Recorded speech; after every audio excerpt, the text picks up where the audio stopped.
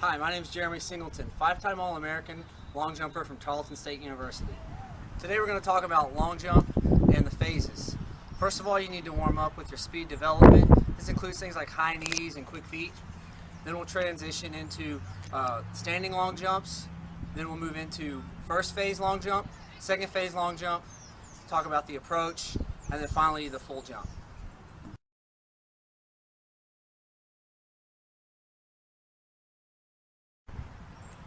Okay, you're going to need to practice your high knees, which is basically getting your knees up and driving them up in the air.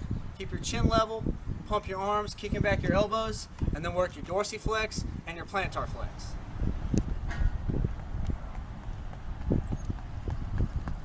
Okay, dorsiflex and plantar flex. What does that mean and how to do it?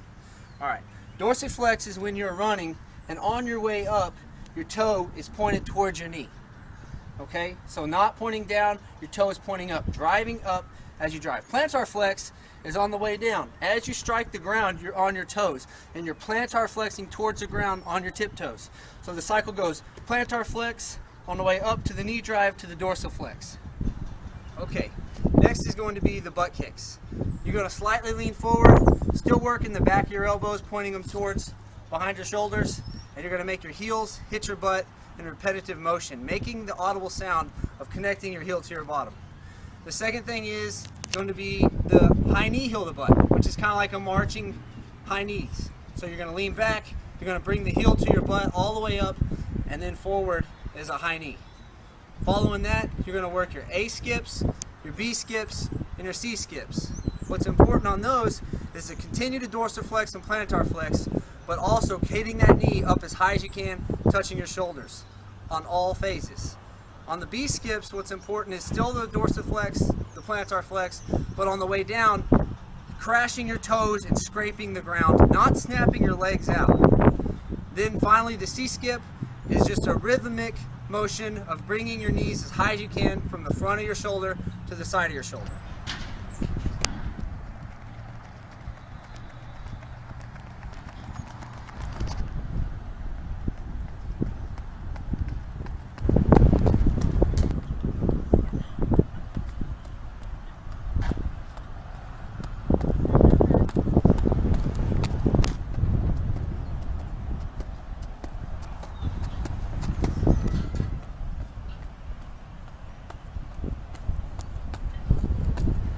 Moving on is the bunny hops. You want to dorsal flex on the way up and plantar flex when you strike the ground.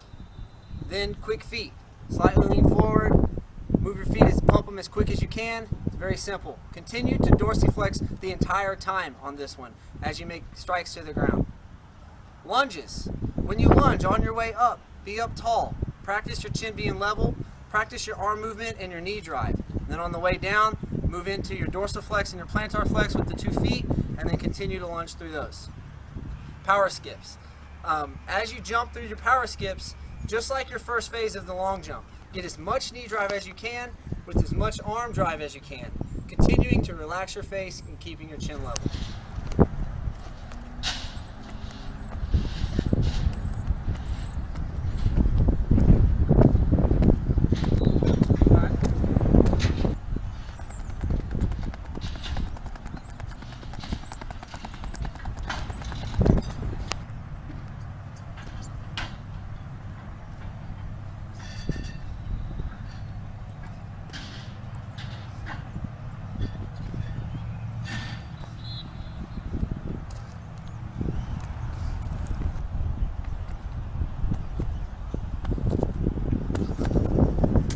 Another speed development drill you can do is called chicken hops. What you do is you stand in place, put your arms stationary, and jump straight up in the air 5 times, popping up with your knees as high as you can. As always, dorsiflex as you drive up and plantar flex on the way down.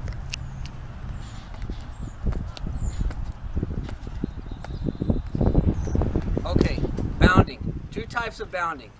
The first one is more of a triple jump gear type of bounding for the second phase of triple jump. However, it still works using your momentum. So you want to bound, continuing to dorsiflex and plantar flex, continuing to have knee drive, and continuing to kick your arms back. However, you're going to bring your arms forward and come through the jump and pull yourself through the jump. Also, your back legs need to curl up. Maybe this makes sense. You need to curl your legs up to the point where you are in the air like this when you bound. The second type of bounding is just a standard bound for long jump, which would be one arm in front, one arm behind, continuing to be like a spring throughout the entire drill.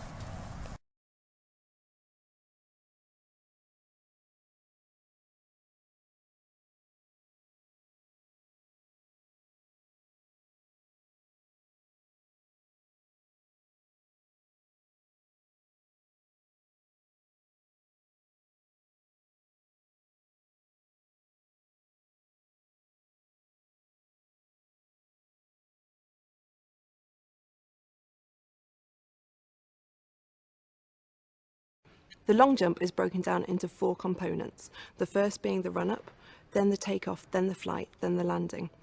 Now within the run-up, the most important thing is consistency and being able to be on the same place on the board every time that you run down. The second most important thing is speed, the fact you must accelerate from the first point to the end point, which is the board, and your speed must be greatest at the board, so it's a gradual increase in momentum. You must also have great power and be able to convert the power from the running and the speed into the jump. In the takeoff, it's important that you are on the board. Just before this point, you go through the amortization phase, where you have a slight sink or dip of the hips, and this allows you to transfer your power or speed from the run-up into the takeoff.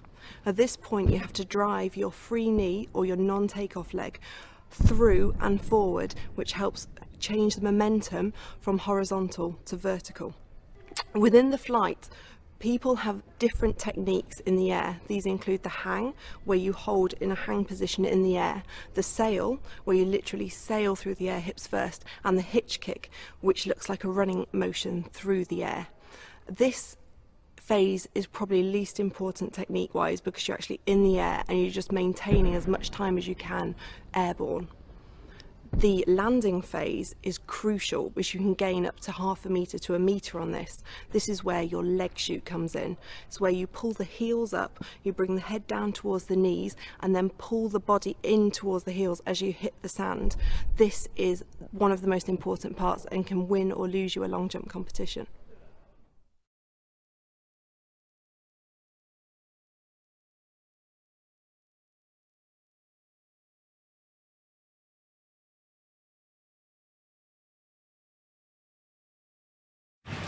Today starts training, we're at the rec, and this is where all the magic happens.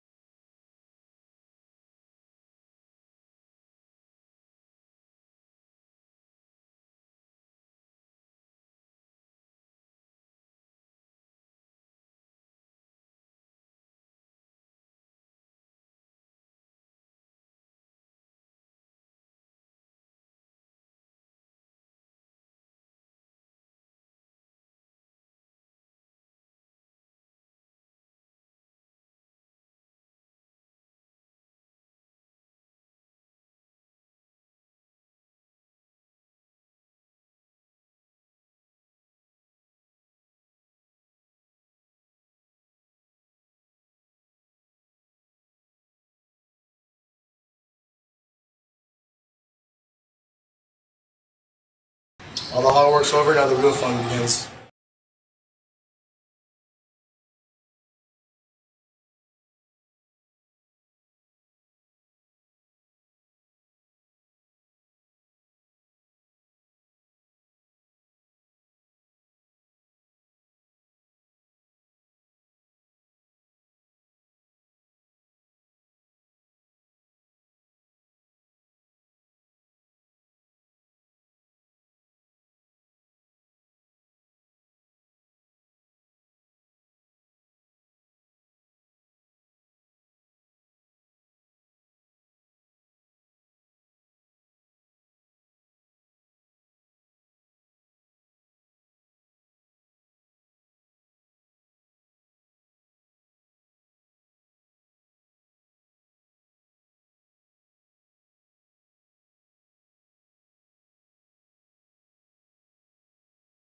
99% hard work and 1% intelligence.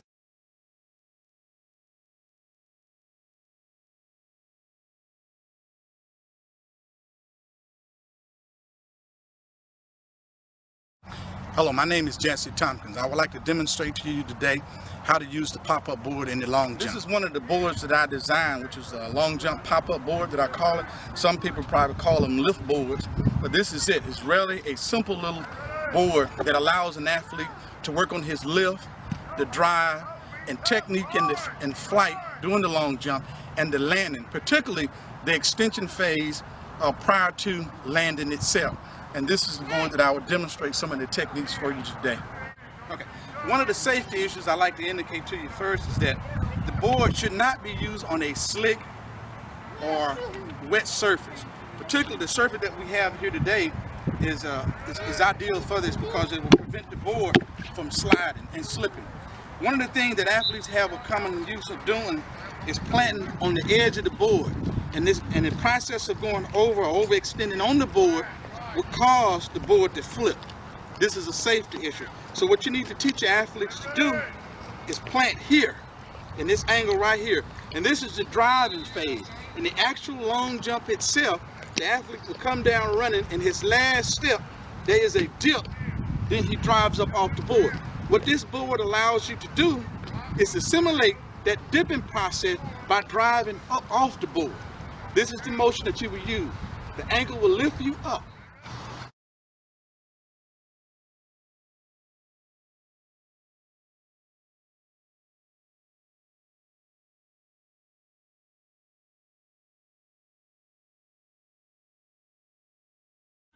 Let's go.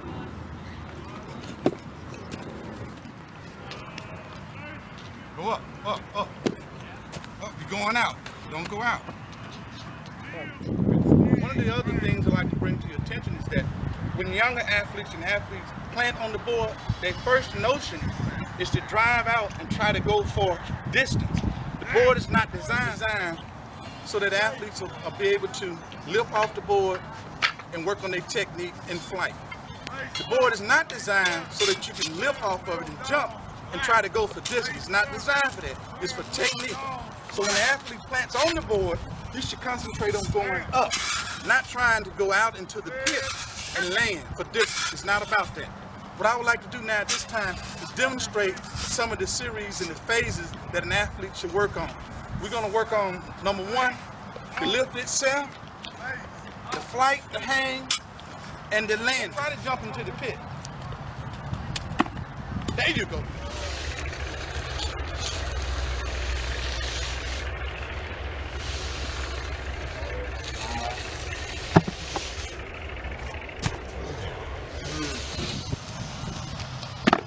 There you go. You got this. Bring it on.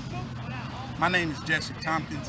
I'm a 1985 graduate of the U.S. Sports Academy in Daphne, Alabama. I graduated from Murphy High School in 1979. I was a long jumper and intermediate hurdler. At one point, I led the nation during the preseason in the 400 intermediate hurdles. In college, I also ranked nationally in the 400 hurdles and long jump. Part of my long jump training, I used the long jump pop-up board to develop my in-flight technique. I worked on my lift, flight, the landing when using the long jump board. So when using the board, there were several things that I indicated that you needed to be aware of.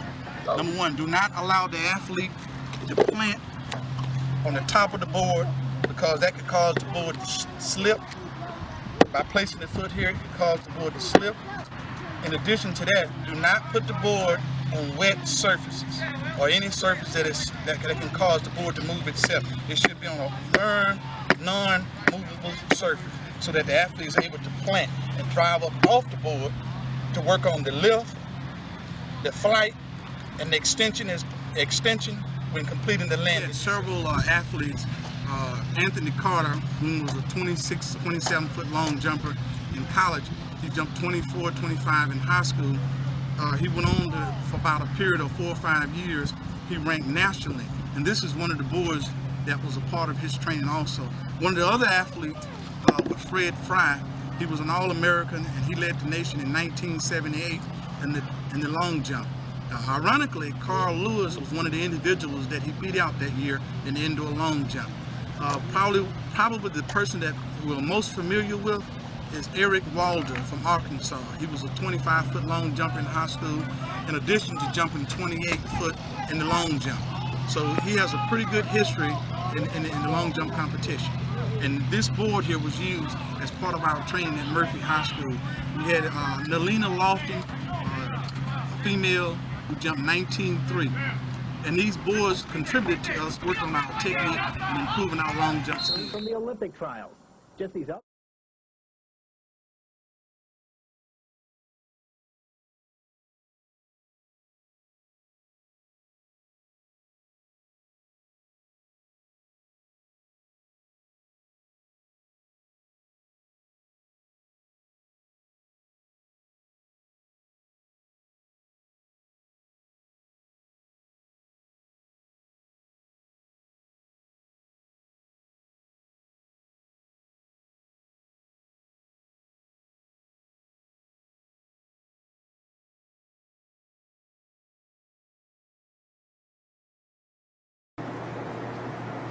Hello again from Explosive Edge Athletics. I'm Sean Mishka, Athletic Performance Director here of Explosive Edge in Edina, Minnesota, and welcome to our new home. One of the places that you'll find me here today is our new sandbox, and I'm going to have Nick quickly scroll over and show you just this little training tool that we're going to be discussing here today. It's something pretty simple that we put together, and we put together this little sandbox out of necessity. Your kids might actually have one in your backyard that you can use, or you might take your athletes anywhere from a beach standpoint or to a local park to use this very, very simple tool that I have found a lot of benefit with. Now, like I said, this tool came to us out of necessity.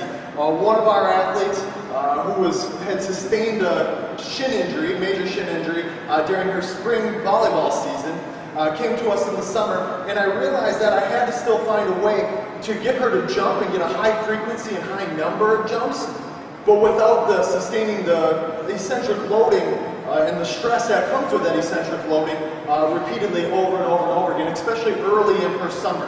So we were able to get rid of that shin injury, but still develop the rate of force development properties that we needed from her from a jumping standpoint and get those adaptations out of her. What we have found that in short term, even though there isn't a lot of research in regards to sand vertical jumping and the responses and adaptations that can occur, what I have found through the use of myotest that we can actually change the rate of force development properties and the way that they develop force. We actually have changed their force time curves in very short periods of time by allowing their body to decrease the time to peak force. So they develop more force in less time and essentially change that force time curve so they create greater impulse output, which is a change of momentum, which is essentially what we're looking for from a jump concentric standpoint. The other added benefit to this is that what I found is that we can also more aptly teach landing mechanics, and we can do that very, very simply without them having to worry about that high volume of ground contact time. So jumping in this pit has a lot of advantages. It can be very forgiving on the joints, as well as all the connective tissue and the whole musculotendinous component that can be very, very forgiving on. So we can use to take away from that eccentric. Most people hear me talking about eccentric stress and eccentric loading all the time from a shock plyo standpoint, and even with some of our weight training movements that we use with eccentrics. But what we have found that this is a great way to transition them out of that eccentric and start to develop more force in less time and try to change that accelerated process. What we find with the sand is, of course, it's harder to move. So the muscle actually takes more of the blunt of the movement than does the connective tissue or the tendons. But in order to move out of this sand, we can emphasize greater arm action. So if I have an athlete that has a hard time utilizing their arms when they jump, specifically on a standing vertical jump or even on their approach jump, we can start to get them to use their arm action to a greater extent to get them out of the sand. Also, like I said, because it is so concentric in nature, I have found, or it's my hypothesis of mine, that we have greater muscle fiber recruitment. But we have to be very, very careful, and I'll talk about that in a bit as far as how often we incorporate this. And another added benefit is because this sand is a very unstable surface at times and it can slip through your toes, I feel that it can really help develop the foot strength, especially those intrinsic foot muscles that sometimes don't get worked when we have a heavy shoe on. or even a shoe of any sort. So even if we were to do barefoot training, it doesn't give quite the same effect because the body's always going to want to hold back a little bit if we're jumping on a harder surface. Now, even though it does have a great amount of advantages that I have found, it also has some disadvantages. Of course, because they're jumping in the sand and it's not as hard or compliant of a surface, is we really decrease the ability of the stress shortening cycle. There is really no stress shortening cycle taking place in this box. So it's important to distinguish between the fact that something can be plyometric versus something that's jump training. Jumping in this box is not plyometric whatsoever. And it's mostly muscular in nature. Mostly will involve the mechanics of jumping rather than the actual plyometric contribution. So we got to be careful that we don't change the way that we want the athlete to be developing for, so we don't change that motor unit recruitment to too great a degree. So that can happen very quickly in this. So we got to make sure that we only use this for very short cycles, as we would anything else. The other thing is, because it is muscular in nature, is this can be very fatiguing. So we have to be careful that we keep the reps single response, we keep long rest periods, and when I say single response, I just mean one rep at a time and then taking a short break or a short rest of maybe 5 to 10 seconds before we complete the next rep. So at that time, as a coach or as a trainer, you can get good coaching cues in and really try to teach the athlete what they should be doing, where they should be positioning their body, how they should be landing, and the like. The other thing with this box, and obviously we had to build one, but sometimes people don't have access to it. But that really becomes a moot point, being that we can find these pretty much anywhere. And this was a relatively cheap way for us to continue to have our jumping happen in that athlete that was injured. And we have started to use it with athletes that are not of an injured capacity as well. So again, how do we use it? Well, with our strength or power jumpers, if you have your athletes that are strength or power jumpers, typically we know that they put out enough power, or they jump with enough strength. So this could be a tool that could actually take them a step back as far as making them more elastic or reactive. However, in those strength and power jumpers that are very slow to still develop force, that they might reach an overall velocity at the moment of takeoff very well, but their transition period from downward to upward motion is very, very slow, or they develop force very slowly, we can start to increase those abilities like I alluded to earlier. So in strength power jumpers, that's how we use it. An elastic reactive jumper, somebody who doesn't develop force very easily, but they are very springy, bouncy, etc., we might use this type of jump application for them, but really start to load it. So we can use dumbbells, obviously, in this pit. We can also use weighted vests, and we can use that to develop more force and teach them how to essentially put out more force throughout the entire concentric end. So it really becomes very muscular based for them, especially when they're more of an elastic reactive jumper and they just need more muscular force or muscular strength. I know that this was a relatively short video that's going to try to hopefully hit home a few points that we've been using here, a couple new things. I would really implore researchers and as well as practitioners alike to start using this a little bit more and start investigating ways that we can change jumping application from this standpoint. Sean Mishka, Explosive Edge Athletics. You can find us explosiveedgeathletics.com, or feel free to give us a jingle at 952-746-9003. Any questions that you have, feel free to hit me up. If not, we'll talk to you soon. Thank you.